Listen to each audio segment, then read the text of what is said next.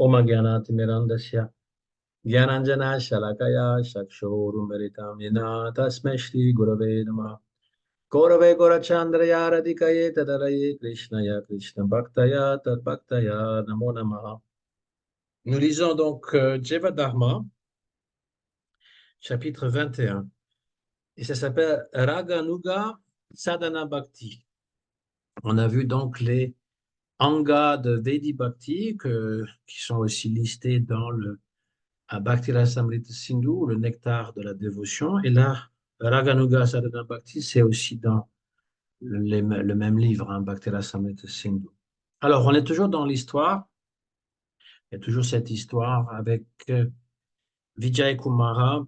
Brajanath Vijay Kumara, donc, était dans une émotion extraordinaire. Et donc, ils ont décidé de prendre Diksha du Babaji. Vijay Kumara avait déjà pris Diksha de son gourou familial. Donc, on a ça en Inde. Il y a des prêtres qui sont assignés pour faire la puja dans de la famille, quoi. Je veux dire, les gens qui ont assez d'argent, ils peuvent avoir un prêtre comme ils peuvent avoir un serviteur pour faire aussi le ménage. Mais c'est pas tout à fait le même sens. C'est un brahmana, mais c'est pas quelqu'un de réalisé. C'est pas quelqu'un qui a une connaissance très profonde et une réalisation. Donc, il a reçu les mantras, le Diksha, donc ça peut être le Gayatri Mantra ou pour vénérer ou adorer la Murti. Dès l'enseignement du Babaji, il pouvait entendre, il pouvait comprendre que euh, chanter un mantra qui est donné par un non-Vaishnav, un gourou qui est non-Vaishnav, eh bien, le jiva, là c'est marqué va en enfer. Ben, en gros, pour le traduire, c'est que ça va donner rien de bon, en fait, si on accepte un mantra qui est d'un gourou qui n'est pas un Vaishnav. Quand on a développé donc un discernement, on peut à nouveau prendre Diksha d'un gourou Vaishnav selon les règles prescrites. Surtout si quelqu'un devient le disciple d'un dévot réalisé, Siddha, alors le mantra va donner des résultats très rapidement. Alors, je vous préviens qu'on peut recevoir Diksha mantra d'une âme réalisée, mais si on ne récite pas comme il faut ou si on est absorbé dans les choses matérielles, ça ne va pas non plus donner des résultats. C'est pas juste le gourou qui doit être qualifié, mais aussi le disciple. Donc, ils désirent tous les deux, après s'être baignés dans le Gange, à Mayapur, le lendemain, qu'ils iront demander Diksha du Babaji. Donc, ils se rendent là le lendemain et ils se prosternent devant le Babaji. Donc, c'est Raghunath Das Babaji, qui est le disciple de Raghunath Das Goswami, un des Goswamis de Vrindavan. Raghunath Das Goswami, il a quitté ce monde, mais voilà, le vieux Babaji, il est toujours son disciple. Et donc, ils se prosternent et disent, montre-nous ta miséricorde, il va accéder à cette demande, le Babaji, en disant, en les amenant dans sa chambre, et il va leur donner le mantra qui consiste en 18 syllabes. Alors, les 18 syllabes, le mantra qui consiste en 18 syllabes, c'est le Gopal mantra. C'est l'avant-dernier mantra que l'on récite. Les mantras que nous recevons du gourou doivent être récités mentalement, pas à haute voix. Il n'y a que le Maha Mantra qu'on récite à haute voix, mais les mantras que nous recevons du gourou, c'est silencieusement. On médite dessus et c'est très simple en fait, le Babaji donc leur récite ce mantra, leur donne ce mantra, et il n'y a rien d'autre. Il n'y a pas tout ce qui accompagne, je veux dire, des rites, des mantras, un sacrifice du feu, toutes ces choses-là, elles sont secondaires. C'est recevoir le mantra d'un maître qualifié. En récitant le mantra, les deux hommes deviennent complètement fous avec une très grande préma et ils se sont mis à hurler, à crier Jai Goranga et ils se sont mis à danser. voilà les effets du mantra qui se manifestent tout de suite. D'ailleurs, pour Chaitanya Mahaprabhu, c'était la même chose. Il a reçu aussi le Gopal mantra de Ishwara Puri, son gourou, et tout de suite, il est devenu fou. Il a perdu complètement le contrôle de ses émotions spirituelles, hein, bien sûr. Et il est allé retourner voir son gourou en disant, quelle sorte de mantra tu m'as donné? Aussitôt que je le récite, je me mets à pleurer, à danser, à me rouler par terre, à devenir complètement fou, comme si j'étais ensorcelé. Et Ishwara Puri donc répond à Chaitanya Mahaprabhu, tu es très fortuné parce que tu as atteint le but de la vie spirituelle, avoir de l'amour pur pour Krishna. Voilà, c'est quand, en fait, si on est très, très, très qualifié, aussitôt qu'on entend le Gopal mantra, eh bien, on devient fou comme ça. En voyant les colliers de Tulasi qui étaient autour de leur cou et leur euh, cordon brahmanique, les 12 marques de tilak sur leur corps, leur visage rayonnant et tous ces symptômes de bhava, sattvic bhava, qui se manifestaient sur leur corps et les larmes de joie qui coulaient de leurs yeux. Babaji les a embrassés et il leur a dit, aujourd'hui, vous m'avez purifié. Voilà aussi un autre symptôme d'un gourou, c'est que il ne pense pas que les disciples lui appartiennent et qu'il peut les exploiter comme il veut. Ça, c'est une sorte de gourou qui existe. Même des gourous, disons, authentiques, on va dire, qui considèrent que ses disciples lui appartiennent et qu'il peut en faire ce qu'il veut. Le vrai gourou pense que ses disciples sont ses amis et il est là pour les aider et ce sont eux qui le purifient. Prabhupada il disait souvent à un de ses disciples, vous qui m'aidez dans ma mission pour Srila Bhaktisiddhanta Prabhupada. Voilà, c'est vous qui m'aidez. Et donc, ils se sont prosternés à ses pieds. Et puis après, il y a eu donc du prasad qui est venu, qui a été offert donc à Sriva Sangam. Ils sont à l'île de Mayapur, hein. Sriva Sangam, qui est un tout petit peu plus loin que Yogapit, Mayapur. Et ça a été offert au Murti Panchatattva. Là, donc, les Vaishnavas sont venus, ils ont chanté le mantra et ils se sont prosternés. Et ensuite, ils se sont assis pour prendre le prasad à la fin de l'arti. Brajanath et Vijay Kumar, ils ne voulaient pas s'asseoir avec les Babaji parce qu'ils considéraient que ils étaient inqualifiés. Et les Babaji qui étaient là ont dit, mais venez vous asseoir avec nous.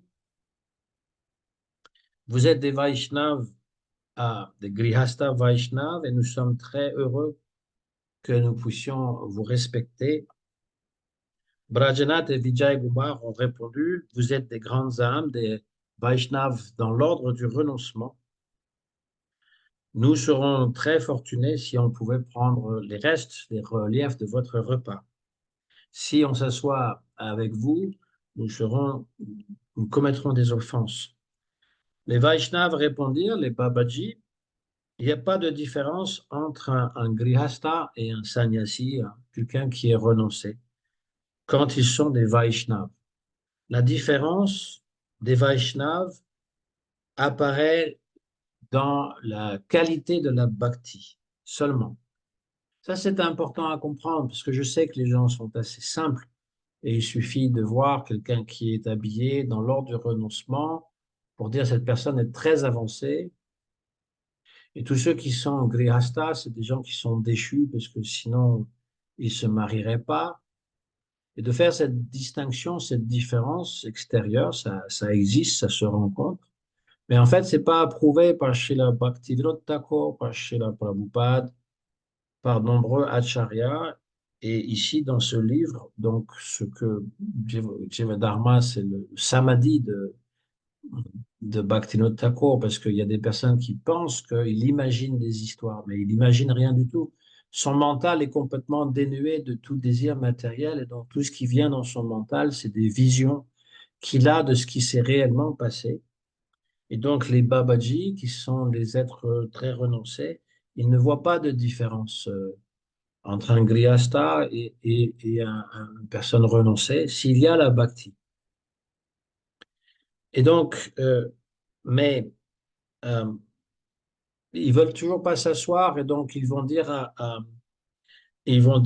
Babaji, donc Raghunath Das Babaji, fais asseoir tes disciples parce que sinon, voilà, ils vont pas manger. Donc, ils donnent du prasad et tout le monde va réciter Shri Gurave Namaha. Et puis, ils vont dire Sadhu, Savadana, euh, mangeons, mais pas trop, pour pas, voilà, être incommodés par trop de nourriture. Et sont mis à glorifier le prasad.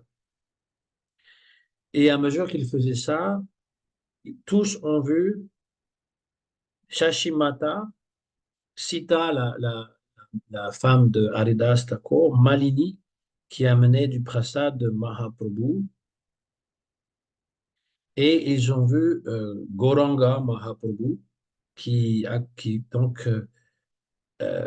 s'est manifesté. Ils ont pu voir Chaitanya Mahaprabhu avec sa mère, avec la femme d'Haridas, pas Haridas Thakur, euh, j'ai dit Haridas Thakur tout à l'heure, c'est pas, moi, je ne sais pas si Haridas Thakur était marié, je ne pense pas. C'est Adwaita Acharya, Sita Devi. Sita Thakurani, c'est la femme de Adwaita Acharya. Et donc, ils ont tous vu, hein, alors c'est par les yeux spirituels, c'est-à-dire que c'est pas physiquement qu'ils étaient présents, mais ils ressentaient, ils voyaient sa présence, et ainsi que Vijay Kumar et Brajanath, ils ont tous vu ça. Et donc, ils ne pouvaient plus manger, ils regardaient Gauranga Mahaprabhu, Chaitanya Mahaprabhu en train d'être nourri par sa propre mère et la femme de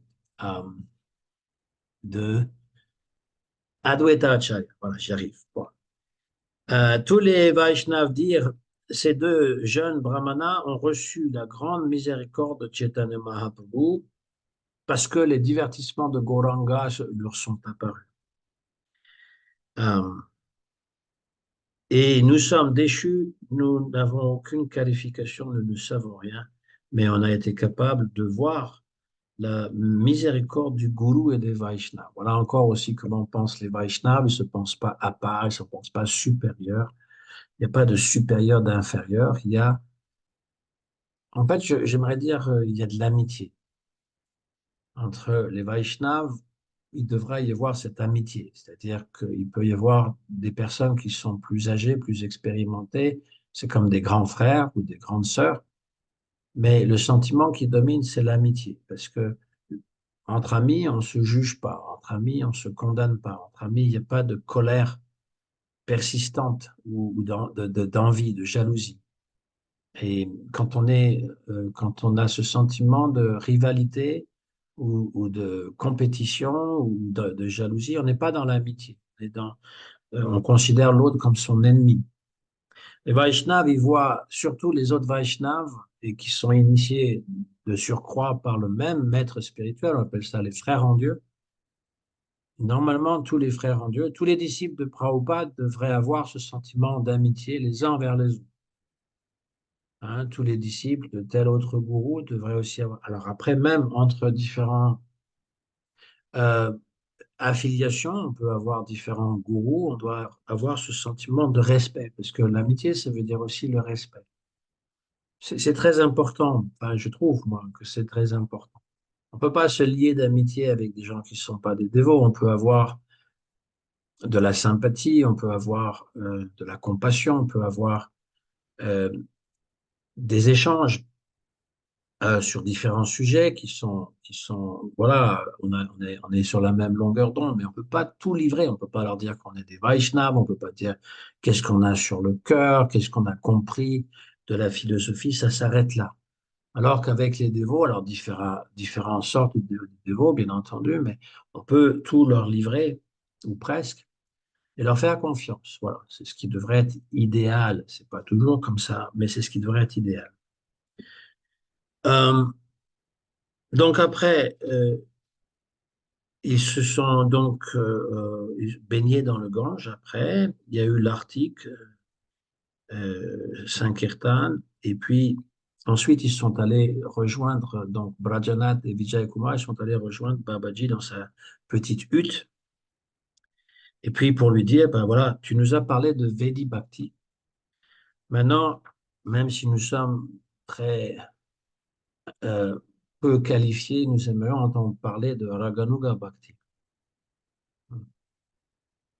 Donc, Babaji, très content, il va dire, euh, j'offre mes respects, enfin, j'offre mes dandavat à Rupa Goswami. Mahaprabhu lui l'a délivré de l'association des musulmans et lui a donné les enseignements sur le Rasa Tattva à Prayag.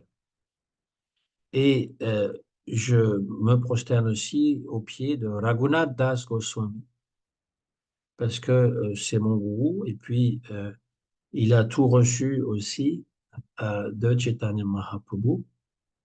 On, on l'a offert, Chaitanya Mahaprabhu l'a introduit à Srila Swarup Damodar Goswami. Swarup Damodar, c'était le secrétaire personnel de Chaitanya Mahaprabhu. Il était toujours avec lui, surtout dans les moments les plus intimes où Chaitanya Mahaprabhu, les 12 dernières années de sa vie, tous les soirs, il rentrait dans des extases très profondes et Swarup Damodar Goswami lui récitait des versets de Krishna Karanamrita ou euh, encore Gita Govinda, enfin, des livres qui sont très raciques, très confidentiels. Et Ramananda Roy aussi, de son côté aussi, récitait des versets de son propre composition. Et toute la nuit, Chaitanya Mahaprabhu et ses deux acolytes donc expérimentaient des symptômes d'extase très profonde. Chaitanya Mahaprabhu entrait donc dans une extase interne. Lorsqu'il en sortait, il parlait qu'il avait rencontré Radha et Krishna. Et Swarup Damodar, il consignait tout dans un petit cahier. Et le lendemain, Raghunath Das Goswami, il pouvait approcher Chaitanya Mahaprabhu, mais il préférait le laisser tranquille et il allait tout de suite demander à Swarup Damodar comment ça s'est passé hier soir. Raconte-moi. Et donc Swarup Damodar, il lui racontait absolument tout. C'était son Shiksha Guru. Et Raghunath Das Goswami, il en faisait son miel. Et quand Chaitanya Mahaprabhu a quitté ce monde, les associés intimes comme Shigadadhar Pandit ainsi que Swarup Damodar Goswami ont disparu très rapidement à leur tour. Et Raghunath Das Goswami s'est retrouvé tout seul. Il est venu à Vrindavan, j'en ai parlé un peu la dernière fois, comme quoi il était très déprimé, il voulait mourir. Mais Rupa Goswami et Sanatana Goswami et Jiva Goswami, qui étaient toujours vivants, ils l'ont dit non, on a besoin de toi.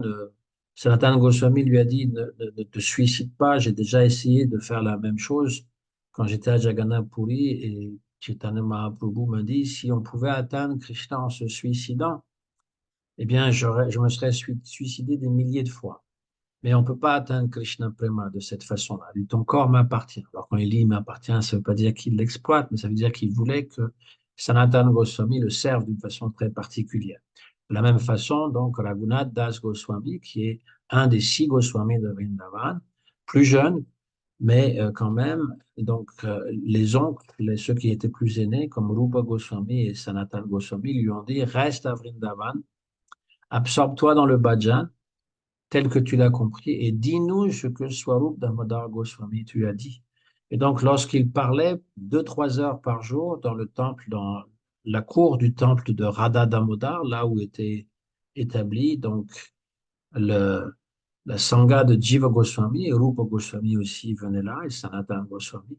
Il y avait aussi Srila Krishnadas Kaviraj Goswami. Il a tout entendu de Raghunath Das Goswami. C'est pas pour rien que donc, dans ce Chaitanya Charitamrita, ça finit toujours par j'offre mes respects à Rupa Goswami et Raghunath Das Goswami. Il a tout entendu. Les réalisations, il le dit au début du Chaitanya Charitamrita, c'est basé sur les notes de Swarup Damodar Goswami et puis ce qu'a écrit aussi Raghunath Das Goswami. Donc voilà. Euh, donc là, on veut parler de Raganuga Bhakti. Et Babaji dit, en expliquant Raganuga Bhakti, on doit d'abord décrire la nature de Ragatmika Bhakti. Brajanath. D'abord, je veux savoir ce que le mot raga veut dire. Il faut commencer par ça, la définition. Et raga, Babaji répond, l'attachement très grand des matérialistes pour les objets des sens après être rentré en contact, ça s'appelle raga. C'est un attachement très fort. Quand on voit quelque chose de beau, il y a une attraction pour l'objet et ce raga se développe dans le cœur. Quand Krishna est le seul objet de raga, cela s'appelle raga bhakti. Rupa Goswami a dit que raga est l'absorption la plus intense dans l'objet de notre amour.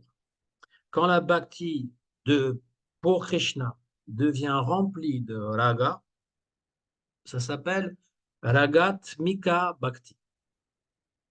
Pour résumer, Ragatmika Bhakti, c'est la soif remplie de prema, d'amour pour Krishna. Cette personne qui n'a pas développé le raga va faire la bhakti selon les écritures. Ça s'appelle Vedi Bhakti.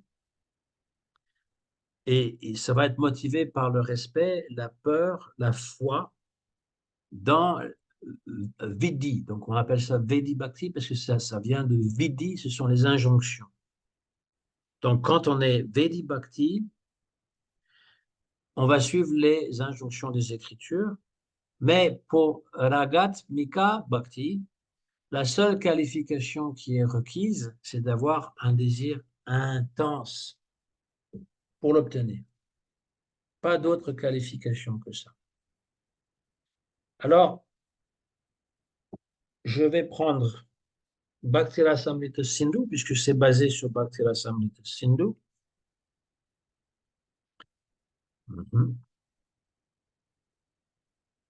Et vous lire le verset 1, 2, 29, donc du Bhakti Rasamrita par Rupa Goswami. Tatra Adhikare, voilà les qualifications Adhikar pour Raganuga Bhakti, qui est qualifié, qui a ce que ça prend pour suivre Raganuga Bhakti.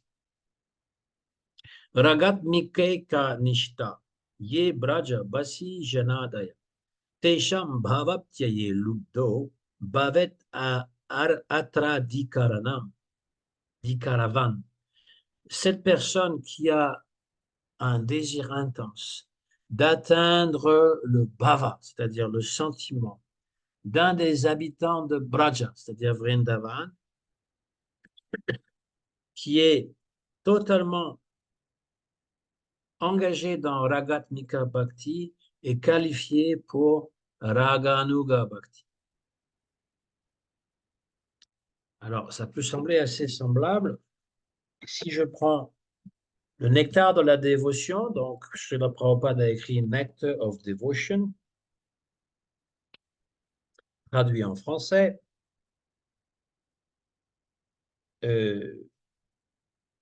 J'ai remarqué que, voilà,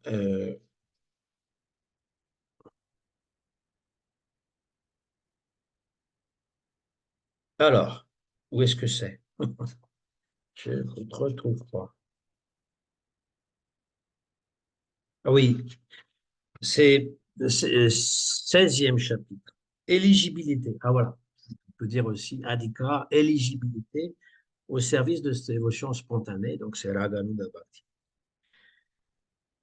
Ceux qui souhaitent marcher sur les traces des dévots éternels du Seigneur, habitants de Dwarka et de Vrindavan, ici il inclut aussi Dwarka, on les qualifie de Raganuga Bhakta.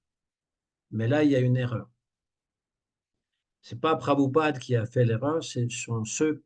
Prabhupada, il dictait ses livres et ça allait dans les oreilles d'un dévot qui après faisait la transcription et après il y avait comme une mise ben, on essaie de composer en bon anglais ce que Prabhupada avait dit. Voilà. Et dans les années, ça devait être en 68, on ne faisait pas cette différence entre Ragat Mika Bhakti et Raganuga Bhakti. Et donc, ils se sont trompés. Ils disent que les Raganuga Bhakta n'adhèrent pas très strictement. Oui, ça c'est vrai, mais ils disent qu'ils sont spontanément attirés vers certains Bhaktas éternellement liés au Seigneur, comme Nanda et Yashoda, et s'efforcent de suivre la voie tracée par eux. Oui, Anuga, ça veut dire suivre. Raganuga, ça veut suivre. Ceux qui ont le raga pour Krishna, qui sont atmika. Hein, quand on dit raga atmika, ça ne fait qu'un avec leur âme est liée au raga pour Krishna.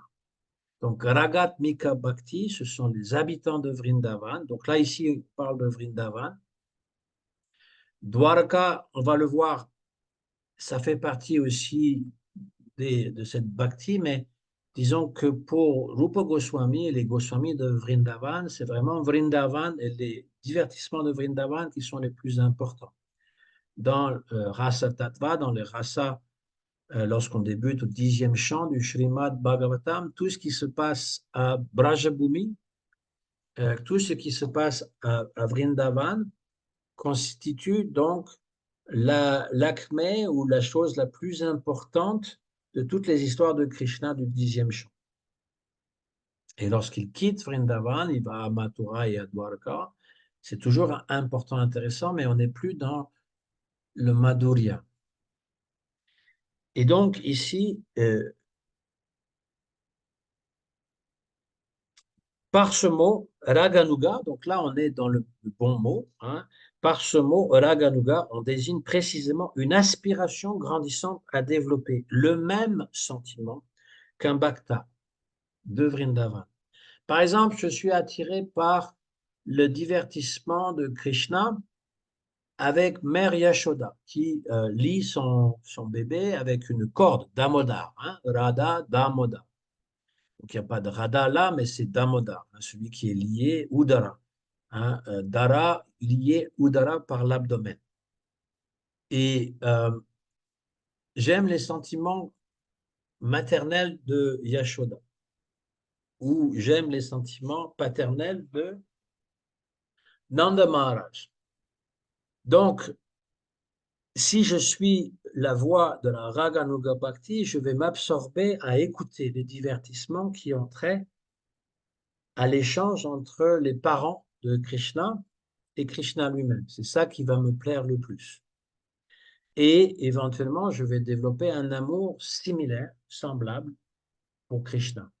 C'est un exemple que je vous donne. Ça peut être aussi Sakya Bhava, je suis attiré par Krishna qui joue avec les petits gopas, et donc je vais écouter les divertissements de Krishna avec les petits gopas, et je vais euh, suivre, suivre mentalement un de ces petits gopas, que ce soit Stoka Krishna, que ce soit Madhu Mangal, que ce soit Subal, voilà, un des gopas. Alors, Prabhupada, il revient sur Terre très rapidement. Il avait des disciples qui venaient du monde hippie, qui connaissaient rien à Krishna. Il a écrit ça en 68. Et donc, très tôt, pour montrer que c'était important quand même, cette voie de la dévotion, y compris Raganuga Bhakti, mais il met en garde. Il nous ramène sur la terre.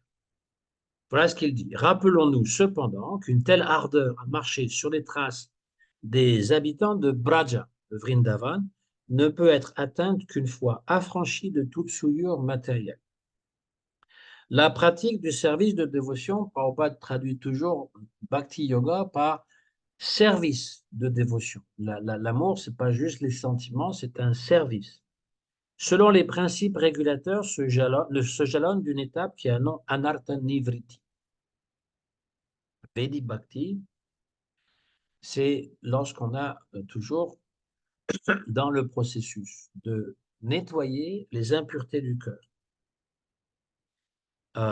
D'aucuns imitent parfois les sentiments dévotionnels des grands bhaktas, mais sans être purifiés de leur anartha, de leurs mauvaises habitudes.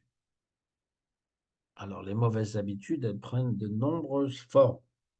Lorsqu'on se fait initier en Harinam, eh bien, on prend le vœu de ne pas fumer la cigarette, de ne pas boire de l'alcool, du thé, du café, de ne pas manger de la viande, du poisson, des œufs, de ne pas s'adonner aux jeux de hasard, de ne pas avoir de relations sexuelles illicites.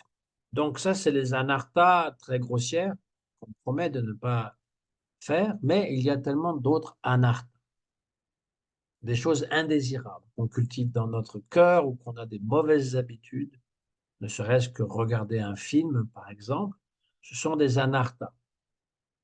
Et donc, on ne peut pas imiter les grands bhaktas tant qu'on est toujours dans ces anarthas-là. Il faut mieux pratiquer Vedi Bhakti. On a pu voir de tels prétendus bhaktas affirmer suivre le sillage de Nanda, de Yashoda ou des gopis, alors qu'un attrait marqué pour les bas plaisirs de la chair était encore visible en eux. Ça, on parle aussi du désir sexuel. Il y a certaines donc, personnes en Inde qui peuvent prétendre être des grands renoncés, mais qui ont quand même plusieurs femmes autour d'eux. Telle démonstration d'amour pour Dieu se réduit donc à une piètre imitation, dénuée de tout intérêt. Après, il parle du Siddha Pranali chez la Prabhupada. Il y a même une faute, encore une fois, j'ai regardé en anglais aussi. C'est pareil hein, pour Raganuga Bhakti et Ragatmika Bhakti. Je répète, Raganuga Bhakti, c'est suivre les habitants de Vrindavan qui ont développé Ragatmika Bhakti. Anuga, ça veut dire on suit dans leurs traces. C'est tout ce que ça veut dire, hein, Raganuga Bhakti. C'est rien d'autre que ça. Des fois, j'entends des dévots dire, moi, j'ai pas envie de me lever pour aller au Mongol Arctique parce que j'en ressens pas le désir. Je suis dans Raganuga Bhakti. Raganuga Bhakti, pour eux, ça veut dire je suis mon cœur, par exemple. Mais enfin, c'est mon mental plutôt que je suis. Tout ce qui me plaît pas, je le fais pas. Ce qui me plaît, je le fais. J'ai pas besoin d'avoir des règles. C'est pas ce que cela veut dire, hein. Raganuga Bhakti, c'est pas du tout ça.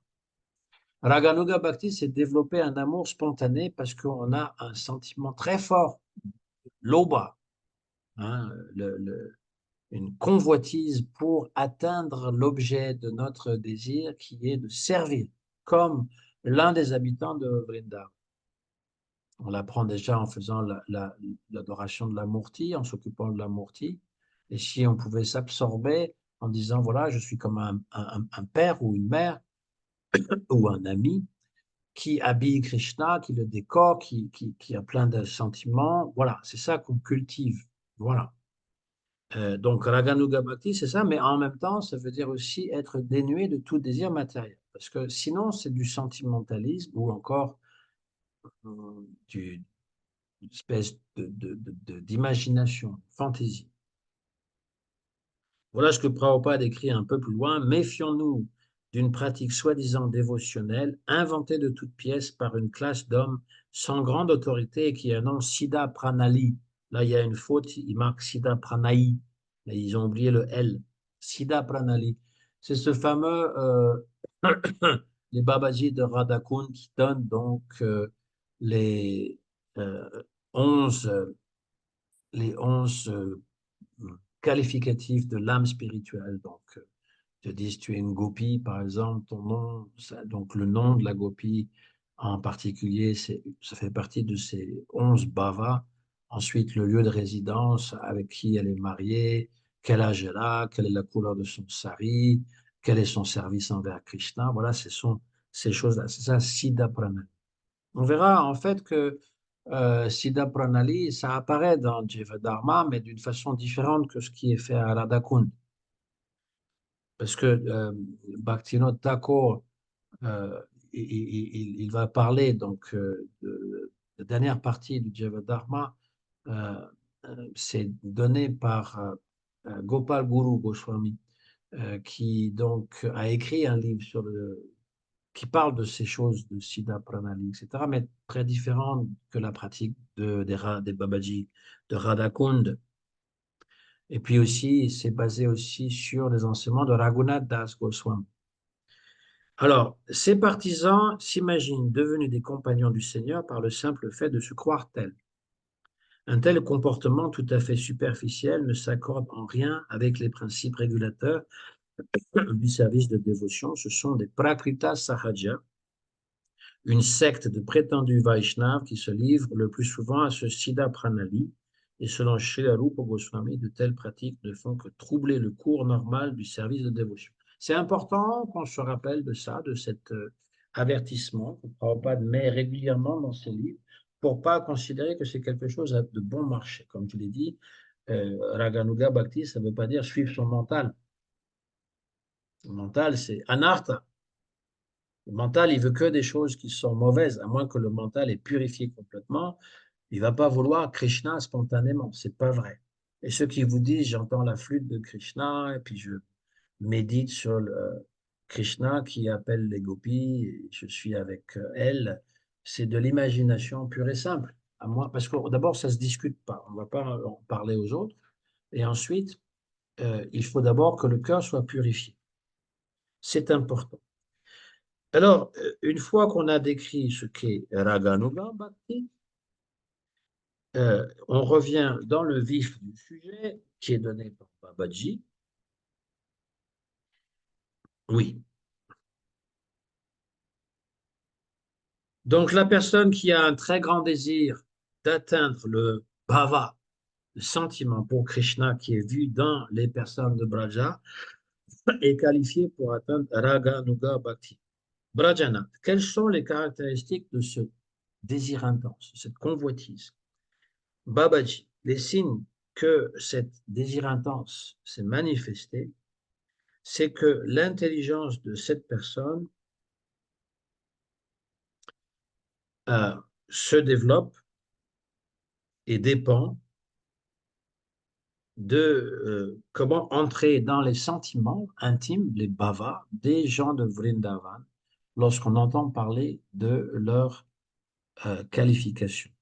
Pour ces personnes, Vedi Bhakti euh, est moins important. On ne dépend plus des écritures ni de la logique après avoir entendu parler de Krishna, mais ceux qui sont intelligents, euh, voilà, Raganuga Bhakti ne dépend pas de cette dépendance. Ça ne veut pas dire non plus, comme on le croit encore une fois, que moi je lis plus les écritures, je lis plus je parle pas de moi, je donne un exemple, parce que je continue à lire. Je lis plus la Bhagavad Gita, je lis plus le Srimad Bhagavatam, je lis plus le Chaitanya Charita, aucune écriture, tout va se manifester dans mon cœur. C'est pas ça que ça veut dire, ni la logique. D'ailleurs, chez la Bhaktivinoda Thakur le souligne, hein, et même dans le Bhakti Rasamrita Sindhu, ne veut pas dire ça du tout. Les Goswamis, ils connaissaient très bien les Écritures, ils utilisaient la logique, mais ça veut dire que lorsque on a développé un sentiment pour Krishna, et pour surtout, comprenez bien que Raganuga Bhakti ne veut pas dire servir Krishna directement. Raganuga Bhakti, c'est suivre quelqu'un qui s'occupe de Krishna, une personne qui est à Vrindavan, dans les divertissements de Krishna, qui peut être son ami, son père, sa mère, ou l'une des gopis, et qui donc est complètement rempli de raga, c'est-à-dire un attrait très fort pour Krishna. Donc, le Raganuga Bhakti va suivre les habitants de Vrindavan, va servir, va s'inspirer des habitants de Vrindavan et un en particulier pour servir Krishna, selon son inclination, selon son désir. Si son désir est dans euh, Sakya Bhava, et ça va être un petit Gopa, si son désir est dans Vatsalya, ça va être Mère Yashoda. Voilà. Et ça se cultive sous la tutelle d'un gourou expérimenté.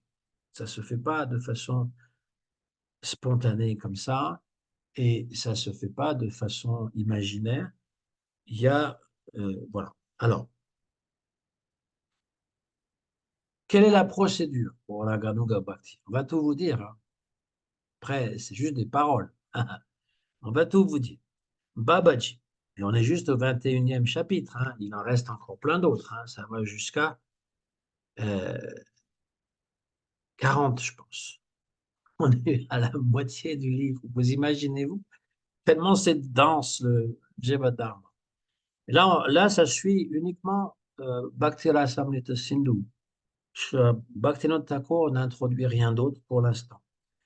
C'est Bhakti Rasamrita Sindhu, mais on parle de Raganuga Bhakti. Donc Babaji répondit, le sadhaka, celui qui fait la sadhana, qui a développé un désir intense pour servir parmi les gens, parmi les habitants de Vrindavan, va se rappeler toujours ce serviteur. Par exemple, moi, je suis attiré, par exemple, pas moi, mais je dirais, je donne un exemple, Yashoda, enfin, je veux dire pas moi.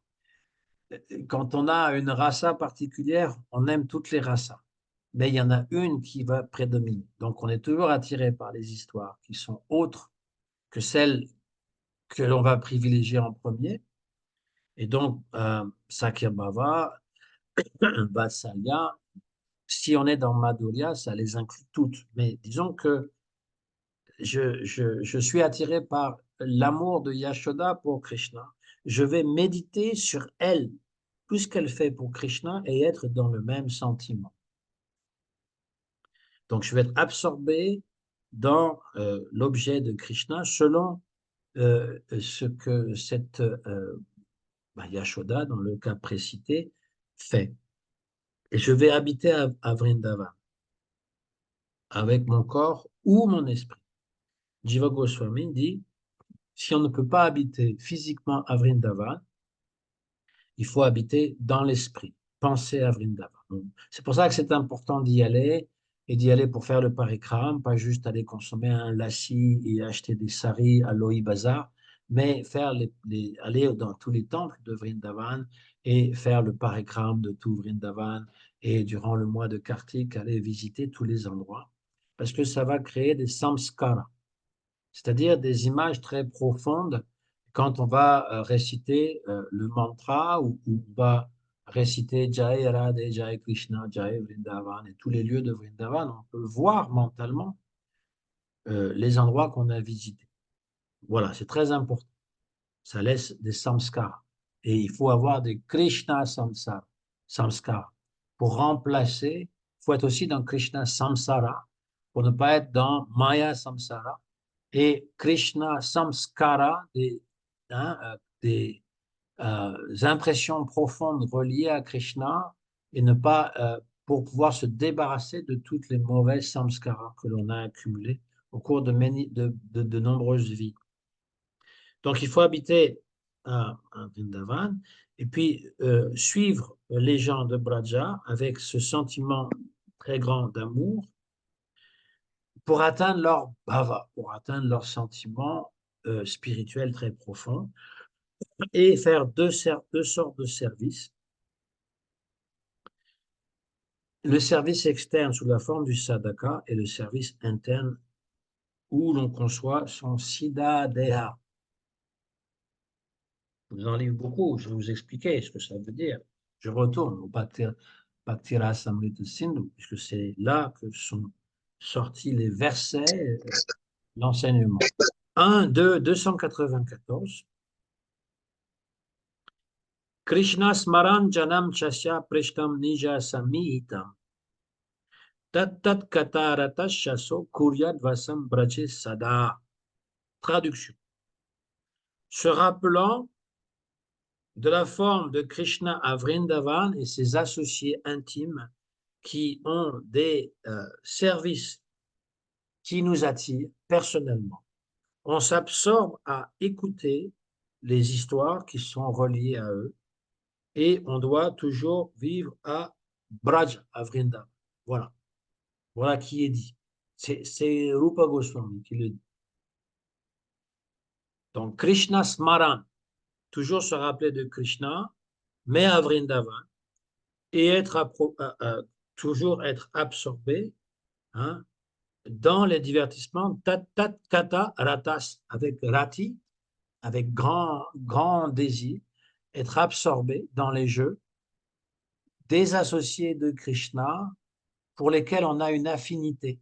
Comme je disais dans mon exemple, si je suis attiré par le service de Mère Yashoda envers Krishna, je vais être absorbé à écouter ce qu'elle fait, ce qu'elle dit, voilà, tout ce qui la concerne.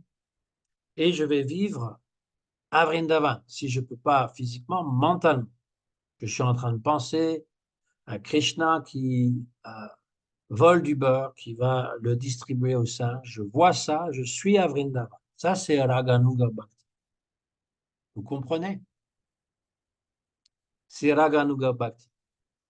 Si on est capable de le faire et d'être absorbé, déjà on peut le faire comme ça, mentalement, j'en parle. On peut être à Vrindavan et voir Yashoda qui va chasser Krishna, Krishna qui s'enfuit, etc. Si vous êtes allé à Vrindavan, vous avez vu le mortier, un mortier grand comme ça, là où Yashoda a attaché Krishna. Il existe, vous voyez aussi l'endroit. Vous êtes à Vrindavan. Vous pouvez faire ça en chantant le Maha Mantra. C'est ça l'idée. Ça s'appelle Raganuga Bhakti. Mais ce n'est pas pur Raganuga Bhakti dans la mesure où on a encore des anarthas.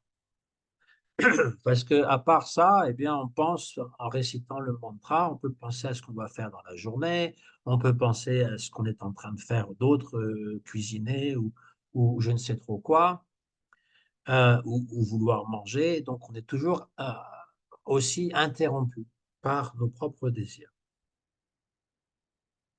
Voilà. Donc, Jiva Goswami explique, commentaire de Rupa Goswami.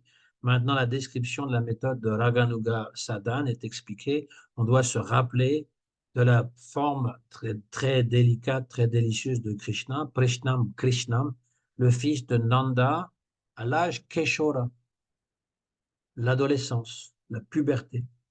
Et les dévots qui sont absorbés dans un seva particulier, Asya Janam, et qui ont le même type de désir pour servir Krishna que soi-même, Nija Samhita. En se rappelant de tels dévots, on doit vivre à Vrindavan, si possible, vivre physiquement, l'endroit où Krishna a résidé, donc là où les divertissements nous attirent, mais si on ne peut pas faire cela, on doit vivre là mentalement. C'est Jiva Goswami qui le dit. Ensuite vient l'autre verset, 1, 2, 295, Bhakti Rasamrita Sindhu, par Srila Rupa Goswami, Seva Sadaka Rupena, Siddha Rupena Chatrahi, Tad Bhava Lipsuna Karya, Vraja Loka Nusarata. Suivre un des habitants de Vrindavan, on doit accomplir son service dans son corps physique et dans son corps spirituel, Siddha Deha, avec un désir d'atteindre une bhava particulière. Le Siddha Deha. Mais il ne suffit pas juste de méditer sur une forme imaginaire. Raghunath Das Goswami il pratiquait cette pratique. Il était dans son Siddha Deha, il pouvait parler avec Rupa Manjari. Rupa Manjari, c'est le Siddha Deha, le corps spirituel de Sri Rupa Goswami. Et Raghunath Das Goswami, donc sa méditation profonde, il est devenu Rati Manjari. Et ils avaient des discussions entre elles. C'est ça le Siddha Deha. En général, lorsque on médite sur les divertissements de Krishna, on ne voit pas son Siddha Deha, tant et aussi longtemps qu'il y a des anarthas. Mais quand les anarthas commencent à disparaître et quand elles sont complètement disparues et que nous sommes absorbés avec ce lobha, ce désir intense, il est possible d'avoir ce qu'on appelle une spurti. Une spurti, c'est une image fugitive qui dure même pas une seconde où l'on voit son Siddha Deha. Si ça arrive, vous allez voir votre gourou, à supposer que ce gourou soit une âme réalisée, et vous lui posez des questions. Voilà ce qui m'est arrivé, j'ai vu cela. Je voudrais confirmer avec toi si c'est quelque chose de réel ou si c'est mon imagination. Le gourou, il sait. Le gourou, il le sait. Et il va donner les instructions nécessaires pour continuer cette méditation. En général, le gourou, il est très content d'apprendre cela. Et s'il y a vraiment une spurti, il va donner les détails de cette spurti, de ce Siddha Deha, en disant, voilà, tu es telle personne dans les divertissements de Krishna, ton nom est comme cela, ton âge est cela, il te donne tout, il confirme tout, avec ton accord. Ça, Bhaktivinoda Thakur, il l'expliquera aussi plus tard. Je vous donne juste un aperçu de ce qu'est Raganuga Bhakti. Pour résumer, Vedi Bhakti, c'est simplement avec le corps, on chante 16 tours, 32, 64 tours, on va suivre tous les principes, on va offrir l'artik, on va lire le Srimad Bhagavatam, on va chanter Hare Krishna dans la rue, on va prendre le prasad. Ça, c'est ce qu'on appelle Vedi Bhakti. Raganuga Bhakti, eh bien, c'est lorsque on ne dépend plus juste sur la logique et sur les injonctions scripturaires, mais on est absorbé avec les sentiments, à méditer tout en chantant, tout en faisant le service, à méditer sur les histoires de Krishna et en particulier ces histoires qui nous parlent le plus, auxquelles on est le plus attiré. En disant cela, c'est uniquement avec Krishna. Et Krishna à Vrindavan, pas à Dwarka, pas à Mathura. Parce qu'il y a des dévots qui pensent, moi je suis un bhakta de Ram. Il y en a qui sont venus voir Srila Bhaktivedanta Narayan Goswami Maharaj en leur disant, moi je suis un bhakta de Ram. Et Srila euh, Gurudev, il était aussi un bhakta de Ram quand il était jeune, jusqu'à ce qu'il ait une spurti de Ram. Ramachandra est apparu à lui et lui a dit, c'est pas moi que tu dois adorer dans cet âge, c'est Krishna. Et donc, il a répondu à ce dévot, récite-moi les mantras que tu as reçus de ton gourou, le Gopal Mantra. Le Gopal Mantra qui a reçu donc Brajanath et Vijay Kumar de Babaji, hein, qui commence par Krim Krishnaya Govindaya. Je ne récite pas au complet parce que les gourous, ils n'aiment pas qu'on récite les choses, des mantras qui sont donnés confidentiels publiquement. Mais vous le connaissez. Vous avez été initié, vous le connaissez. Ce mantra, Gopal Krishna, Gopal ou euh, Govinda, parce qu'on dit Govinda, Gurudev dit avec ce mantra, tu ne vas pas aller à Aram, tu ne peux pas aller à Ayodhya avec ce mantra-là. Il faut que tu suives une autre sampradaya. Si tu es attiré par Vishnu à Vaikuntha, il faut aller voir Ramanuja Acharya. Il n'y a rien de mal, mais c'est juste que nous, en tant que Gaudiya Vaishnava, pas Gaudiya Mat, Gaudiya Vaishnava, ceux qui suivent la lignée de Gauda, c'est-à-dire les dévots qui viennent du Bengale, mais qui aussi adorent Radha. Radha est appelée Gauri. Gauri, Gauda. Et nous adorons Radha et Krishna. Et Radha et Krishna à Vrindavan, pas Lakshmi Narayana. Si c'est Lakshmi Narayana, il vaut mieux voir Ramanuja Acharya. Et de même à Dwaraka. Ce n'est pas l'adoration de Rukmini Dwarkadish, c'est aussi Lakshmi Narayana. C'est dans l'opulence. Mais Gaudiya, ça veut dire dans cette lignée où on considère Krishna à Vrindavan. Donc, dans les divertissements à Vrindavan. Donc, voilà Raganuga Bhakti, Seva, ça dit bien Seva. Sadaka Rupena, sous la forme de Sadak, Sadaka, celui qui suit la voie de Vedi Bhakti, Siddha Rupena, et aussi sous la voie du Siddha Deha, du corps parfait, c'est-à-dire le corps spirituel. Donc voilà ce qui est marqué concernant cette Raganuga Bhakti. Il fallait que je l'explique en détail pour qu'on puisse le comprendre. Brajana, je reviens au texte. Est-ce que Raganuga Bhakti est relié aux Angas de la Vedi Bhakti? Les Angas qu'on a lus la dernière fois, les 64 angas qui commencent par accepter un maître spirituel, prendre le diksha de lui, s'instruire auprès de lui, devenir le servir avec intimité, etc.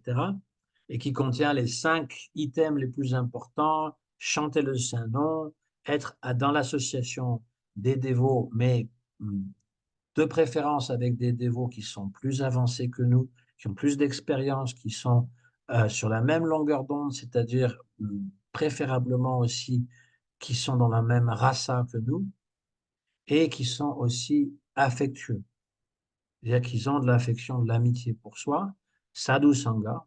Ensuite, adorer les murtis, vivre à Vrindavan et kirtan, donc chanter les saints noms. Ça, c'est les 5 plus importants. Il y a les 4 premiers qui acceptaient le gourou, mais ce qui résume tous les autres 64, c'est ces 5 pratiques-là. Que Prahlad Maharaj aussi parle, Shravanam, Kirtanam, Vishnu Smaranam, Padasevanam, Arshanam, Bandhanam, Dasyam, Sakyam, Atmanivedanam. C'est la même chose. Babaji répond, toutes les activités de Vedi Bhakti, comme écouter, chanter, etc., sont accomplies par le sadhaka qui suit la voie de Raganuga Bhakti. Alors que la personne goûte le service interne en suivant les gens de Braja, de Vrindavan, dans son corps externe, il va accomplir les angas de la Vedi Bhakti. Seulement, la mentalité n'est pas la même. Alors que celui qui fait la sadhana, Vedi sadhana, va faire la puja, par exemple, il va offrir 3 aux pieds, l'encens, 3 aux pieds, 2 au buste, 3 au visage, 7 fois autour du corps, par exemple. Celui qui suit la Raganuga Bhakti, il ne va pas nécessairement compter, il va dire, je suis en train d'offrir quelque chose que Krishna aime, et c'est pour son bon plaisir. Et il va sentir que la Murti, en fait, lui répond, et complètement avec lui. Je suis en train de faire un service comme il aime recevoir de sa mère. Par exemple, si je suis dans cet exemple que je donnais tout à l'heure, si je suis dans Vatsalya Bhava, eh bien, je vais offrir mon encens et la petite lampe et tous les items qui sont pour la puja avec le même sentiment que la mère Yashoda. Voilà. Donc, il va faire toutes les angas de la bhakti, mais intérieurement, il va être dans une dévotion qui est celle d'un habitant de Vrindavan. C'est ça la différence. Quelle est la grandeur de Raganuga Bhakti? Le résultat qu'on atteint qu'on ne peut pas atteindre en accomplissant la Vedi Bhakti pour un très long temps, très long moment, est atteint immédiatement par Raganuga Bhakti. Vedi Bhakti, qui dépend sur les règles scripturaires, est faible. Raganuga Bhakti, qui a une nature indépendante, est très forte. Il s'agit d'un vrai amour. Supposons que vous êtes amoureux de quelqu'un, d'une personne, vous êtes fou amoureux d'une personne, un homme est fou amoureux d'une femme, par exemple. Eh bien, si vous avez ce genre d'amour pour Krishna, vous avez atteint l'objectif de votre désir, du service de dévotion. Si vous pouvez être fou d'amour pour votre gourou, pas d'une façon, pas avec convoitise pour la chair, mais pour le servir et être dans son siddhadhya avec lui, vous avez atteint le but de la bhakti. Et cette distinction, elle n'est pas toujours facile à faire. Qu'est-ce qui est pour moi, pour ma satisfaction, et pour la satisfaction de Krishna, du goût. Vedi Bhakti dépend donc des règles, et quand on développe raga avec un sentiment particulier, bhava, en suivant une personne qui est à Vrindavan, eh bien, on va dépendre seulement de ce processus de écouter, chanter, se rappeler, servir les pieds de lotus, offrir des prières et Atman et Vedana. Si quelqu'un est complètement libre de toutes les qualités matérielles, hein, eh bien, on va pouvoir goûter, avoir un goût pour suivre les habitants de Vrindavan qui va se développer. Ce goût ou cette convoitise pour servir s'appelle Raganuga Bhakti. C'est tout ce qui inspire. Il y a plusieurs sortes de Raganuga Bhakti qui correspondent à plusieurs sortes de Bhakti Ragatmika. Brajanath demande combien de types de Ragatmika Bhakti existent-ils? Babaji, il y a deux types de Ragatmika Bhakti, Kamarupa et Sambandharupa. Brajanath demande quelle est la différence. Et là, il y a une citation du Srimad Bhagavatam, deux versets dans le 7e chapitre qui sont aussi donnés dans le Nectar de la dévotion Bhakti Rasamrita Sindhu, puisque ça suit la trame, donc je vais vous le lire en français.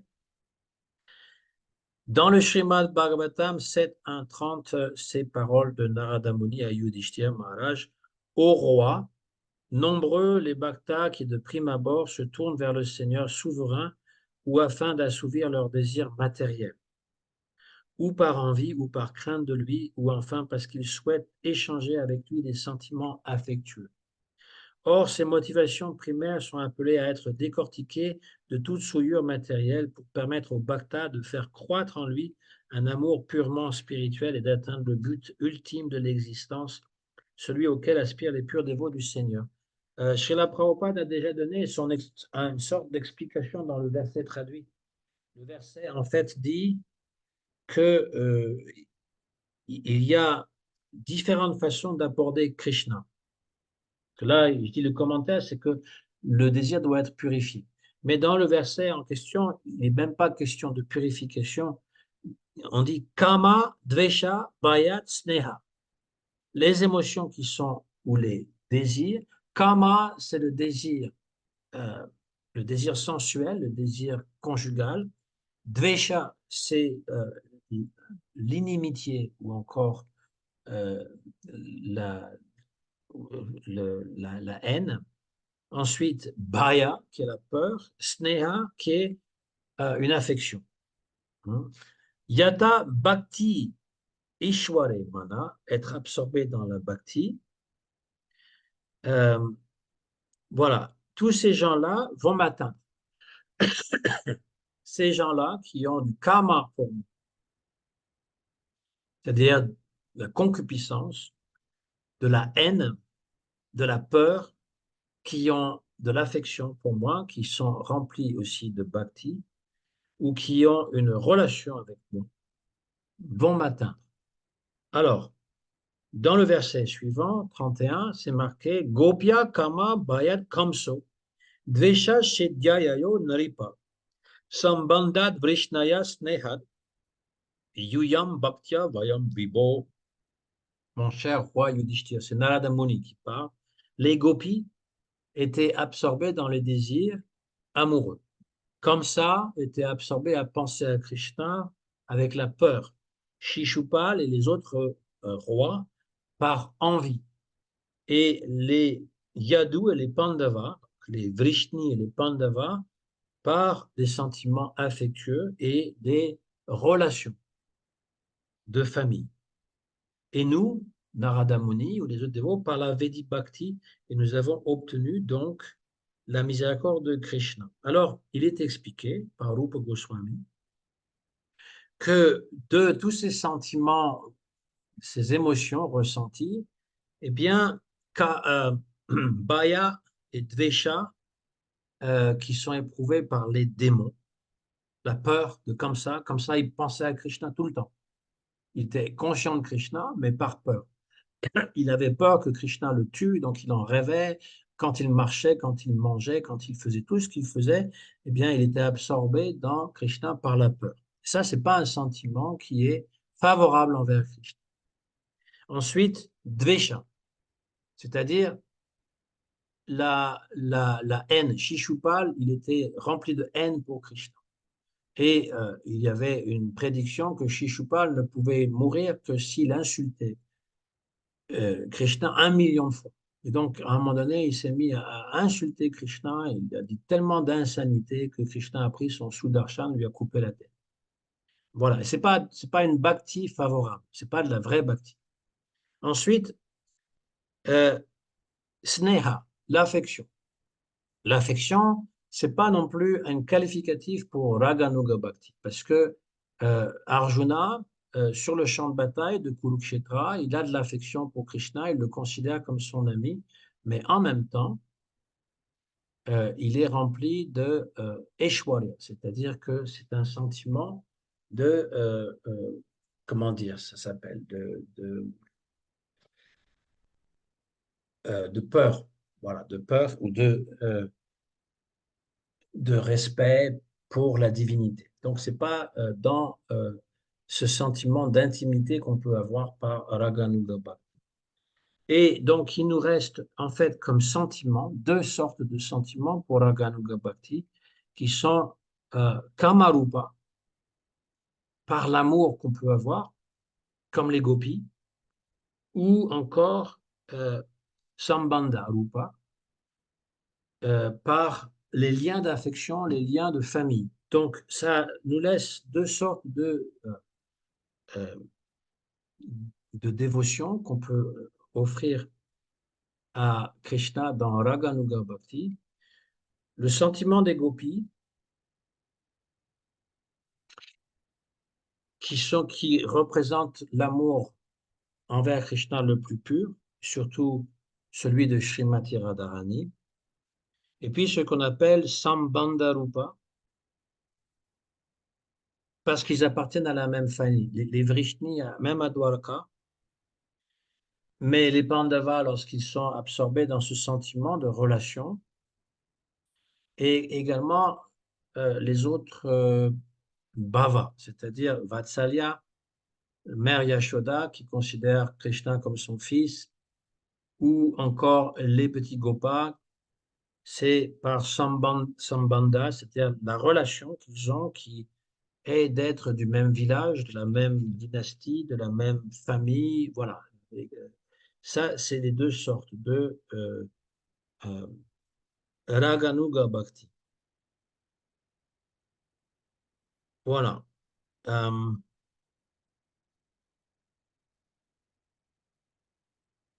donc, voilà comment, en fait, pour aborder ce problème qui est assez problème, cette problématique plutôt, qui est assez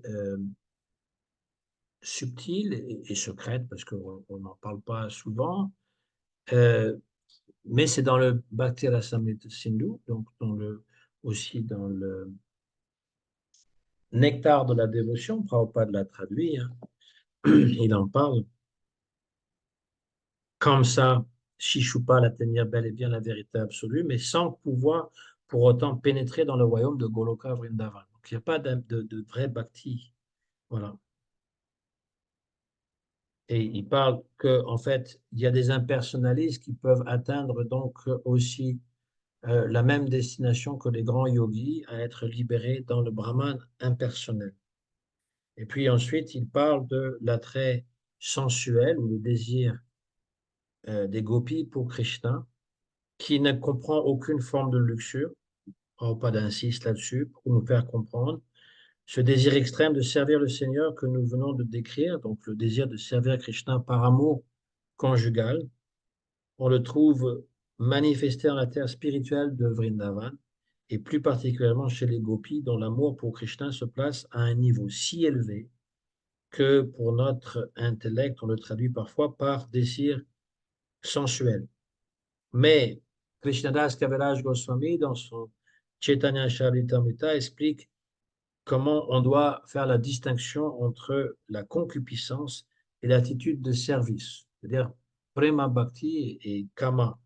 Par concupiscence, kama, on entend le désir de satisfaire ses propres sens, voilà la grande différence. Moi, moi, moi. Alors que les désirs spirituels portent à servir l'essence du Seigneur. Même si on est très amoureux d'une fille, par exemple, une femme, c'est toujours pour moi, pas pour elle. Même si on dit je l'aime à mourir, mais c'est parce que je la trouve très belle ou elle m'apporte du plaisir. C'est ça que ça veut dire.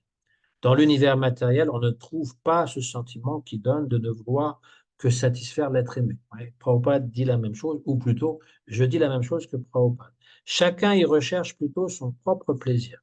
Mais les gopis n'ont pour seul désir que celui de combler l'essence du Seigneur, Désir, répétons-le, dont on ne trouve nulle contrepartie dans cet univers de matière. C'est toujours motivé. Toute forme d'amour, d'amitié sont motivées dans ce monde matériel. C'est avant tout égoïste. De grands bhaktas, même du niveau d'Uddhava, liés au Seigneur par une amitié profonde, souhaitent eux aussi pouvoir marcher sur les traces des gopis. On peut ainsi comprendre avec certitude que l'amour des gopis pour Krishna ne se compare en rien à la concupiscence grossière de ce monde. En effet, si tel n'était pas le cas, comment Uddhava aspirerait-il à marcher dans le sillage des gopis? Par ailleurs, Chaitanya Mahaprabhu lui-même illustre cette vérité d'admirable manière, car dès qu'il eut embrassé le sannyas ou lors du renoncement, il prit un soin extrême à éviter tout contact avec les femmes, mais il enseigna cependant qu'il n'est point d'adoration plus élevée que celle des gopis pour Krishna. Gopi, euh, euh, Gopi Pada Kamalaya, Das Das Anudas, je suis le serviteur des serviteurs des serviteurs des gopis de Vrindavan. Voilà ce que Chaitanya Mahaprabhu dit. Chez Chaitanya Mahaprabhu loua donc personnellement en termes on ne peut plus élogieux l'attitude des gopis, celle-là même qu'on disait motivée par la concupiscence. Donc, Kama. Voilà. Et Kubja, à Mathura, qui désire Krishna, eh bien, c'est pas du pur prema. Par ailleurs, les sages érudits ont qualifié de quasi concupiscent l'attrait sensuel d'une kubja pour Krishna. Bossu, kubja voulait l'attrait sensuel s'unir à Krishna dans un profond sentiment d'amour extatique, mais parce que son désir était presque matériel, c'est-à-dire égoïste, son amour pour le Seigneur ne peut être comparé à celui des gopis. Ainsi, son affection pour Krishna a-t-elle nom Kama Praya ou voisine de celle des gopis. Les gopis sont tellement importants qu'on porte Gopi Chandan. C'est le tilak jaune qui vient donc de cette argile qui vient des pieds de lotus des gopis. Juste pour vous mentionner que en mettant cela, ça veut dire que puisque je mets la poussière des pieds de lotus des gopis sur ma tête, je suis prêt à les servir.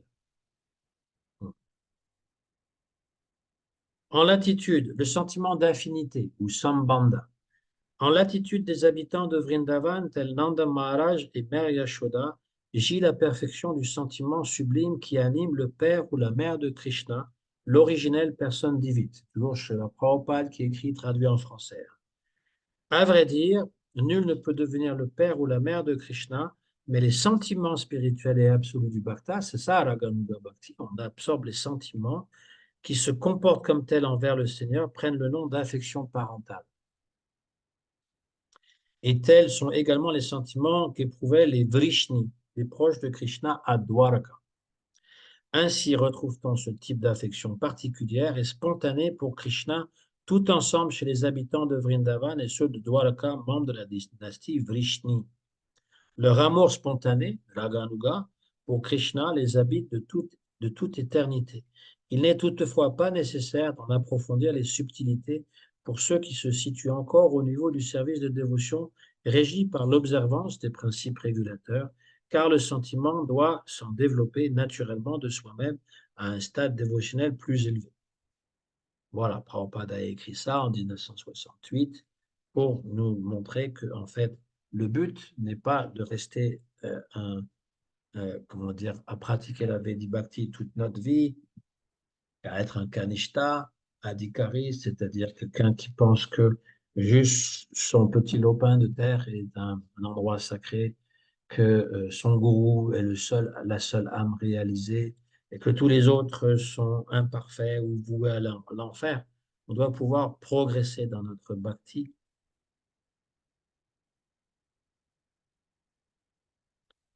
Donc, voilà. Sambandha Rupa, donc, euh, s'identifier comme le père de Krishna s'appelle Sambandha Nuga Bhakti. Hein. Et on a les activités de Dasya, Sakya, Vatsalya. Je suis un serviteur. Krishna est mon maître. Je suis euh, marié à Krishna. Je suis un ami de Krishna. Je suis le père, la mère de Krishna. Ça, c'est Sambandha. Donc, Les reines à Dwarka sont aussi dans ce Sambandha Rupa, qui est une forme de Raganuga Bhakti. Voilà ce qu'il faut comprendre. Est-ce que j'en ai encore? Oui. Euh,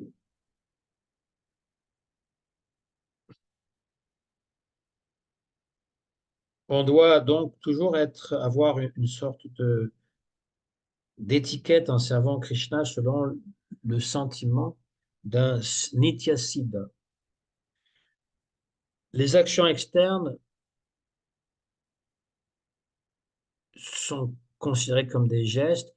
Nanda, par exemple, qui est complètement absorbé dans le bhava de servir son fils comme un père, euh, on va vouloir le servir de la même manière. Euh, on ne devrait jamais penser je suis Nanda Maharaj ou je suis Subal ou Raktaka. C'est-à-dire qu'on doit suivre leur exemple, mais on ne doit pas s'identifier à eux. On ne peut pas remplacer. On ne peut pas remplacer Vishaka, Lalita à servir Srimati Radharani. On ne peut pas remplacer Nanda Maharaj, Yashoda Maya. Il faut se mettre dans leur sillage, les servir mentalement si on est attiré par cela.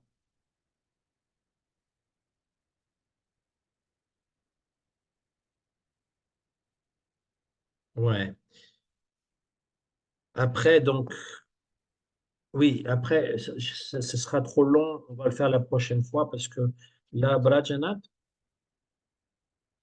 demande quelle sorte de Raganuga Bhakti je suis qualifié. Voilà. Donc, il lui demande ni plus ni moins quel genre de rasa je devrais avoir. Et Vijay Kumar va demander la même chose et il va confirmer quel genre de rasa. Voilà. Ça, c'est une question qu'on pourrait se poser ou qu'on pourrait poser à notre Gurudev. Il arrive très souvent que le gourou va nous dire, tu n'es pas encore prêt pour ça. Pour l'instant, tu pratiques la Vedi Bhakti. Et puis un jour, ça va venir. Possible qu'il réponde ça. Mais c'est bien, parce que ça veut dire qu'au moins on est sur le chemin.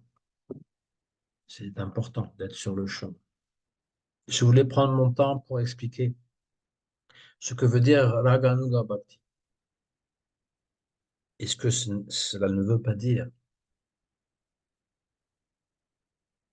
Maintenant, on peut pratiquer une forme de Vedi Bhakti qui est teintée par Raganuga, c'est-à-dire qu'on sait que Raganuga devrait être notre absorption la plus complète, mais pour l'instant, on fait toujours Vedi Bhakti, mais dans l'espoir qu'un jour va venir Raganuga Bhakti. Et les dévots qui disent que ça va venir spontanément, bon là, on vient de le lire, Srila Prabhupada le dit, ça ne veut pas dire que je chante 16 tours et je commets tous les anarthas, tous les apparats contre le chant, et qu'un jour, magiquement, comme ça, crac, je réalise que je suis un petit gopa, par exemple. Ça ne viendra pas comme ça. Il faut pouvoir s'absorber, vraiment. Que la sadhana, en fait, elle implique une absorption dans les jeux de Krishna. Et donc, il faut pouvoir écouter les jeux de Krishna, Harikatha, Krishna Katha, régulièrement et possiblement de quelqu'un d'une âme réalisée, d'un dévot plus avancé que nous, qui ne va pas nous induire en erreur, qui va nous conduire donc dans cette lignée. Donc une fois qu'on a développé un goût raga très fort pour Krishna, on va pouvoir suivre cette voie et ça va aller très vite. Sinon, Bhaktivinoda Thakur dit, vous pouvez chanter Hare Krishna pendant des millions d'années et vous obtiendrez jamais le but suprême. C'est ça, la réalité.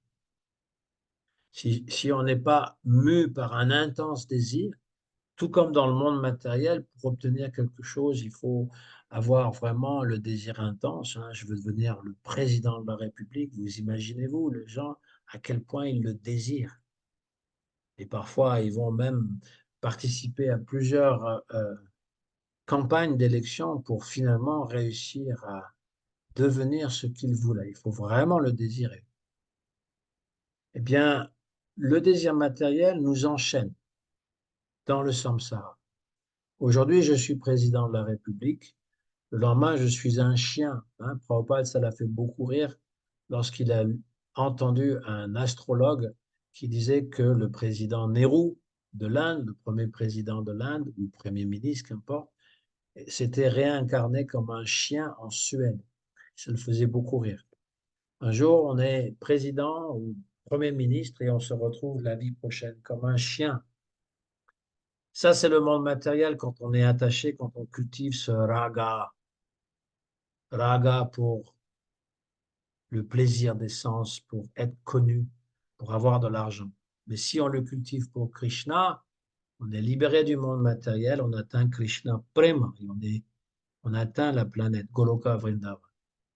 Mais ne croyez pas que c'est simplement en suivant des principes, en chantant Hare Krishna 16 fois par jour, que vous allez être récompensé un peu comme les chrétiens qui disent il suffit de vivre une vie pieuse et puis en cette vie on est libéré. Non, c'est pas aussi automatique. Il faut vraiment que les anarthas soient enlevés du cœur. Vous ne pouvez pas aller à Goloka Vrindavan avec un cœur impur. Ce n'est pas possible. Vous pouvez le croire. Je ne sais pas quel genre de gourou vous avez pour qu'il vous fasse croire cela. Prabhupada disait dans une vie c'est possible. Mais lui, il était exigeant. Hein. Lui, il disait 24 heures sur 24. Et à Vrindavan, à Krishna Balaram Mandir, à Mayapur, hein,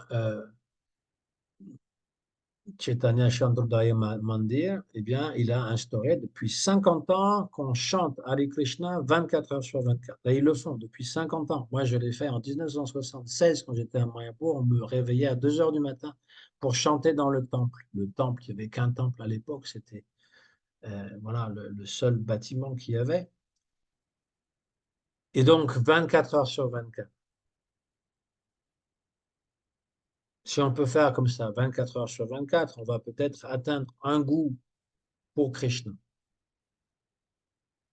Mais c'est pas en faisant ça de façon paresseuse qu'on va atteindre de façon automatique. On chante avec Krishna, on pense même pas à Krishna, on n'écoute même pas ce qu'on chante, on n'est pas absorbé du tout. Et que magiquement, crac, d'un coup, on devient un gopa, une gopi. Non, ça marche pas comme ça. Ce qui arrive, c'est qu'on se réincarne. Et si on est chanceux, on va se réincarner dans une famille de dévots et on va revoir notre Gurudev. Mais on ne peut pas le faire indéfiniment. Prabhupada marque dans Upadeshamrita, on ne devrait pas rester un Kanishta Adhikari toute sa vie. On doit progresser. Si on ne progresse pas, on régresse. Et si on perd cette vie humaine à faire autre chose, alors on redevient un chien ou un chat et on doit tout refaire. On n'a pas beaucoup de temps et un sentiment d'urgence. Mais c'est l'amour qu'on veut développer, pas la peur. Vedi Bhakti, c'est motivé par la peur. Raganuga Bhakti, c'est j'ai confiance, mais j'ai vraiment ce désir intense. Je veux vraiment obtenir Krishna et le servir. Comme Yashoda, comme les petits gopas, comme les gopis. Je veux servir Krishna comme ça. Pas comme ça, mais comme eux. C'est ça, Raganuga Bhakti. Et avec Raganuga Bhakti, ça va très vite. Tous les acharyas, tous les acharyas de notre lignée étaient absorbés dans Raganuga Bhakti. Et tous nos acharyas étaient dans Kamarupa, dans la suivance des gopis de Vrindavan. Ça, c'est le Siddhanta.